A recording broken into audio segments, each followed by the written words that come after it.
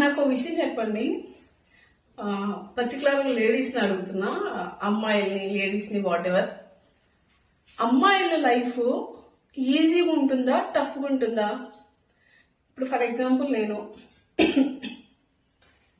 దోశకి గ్రైండర్లో పిండి ఆడిస్తున్నా. గ్రైండర్ పక్కన ఉంది, వాయిస్ రీసౌండ్ వస్తుందని చెప్పి దాన్ని ఆఫ్ చేశా. గ్రైండర్కి పిండి వేస్తున్నా. పొద్దున్న లేసానా, పిల్లల్ని రెడీ చేసా, స్కూల్ దగ్గర డ్రాప్ చేసా, నాకు బయట వర్క్ ఉంటే వెళ్ళేసి ఇప్పుడు మళ్ళీ గ్రైండర్ వేస్తున్నా.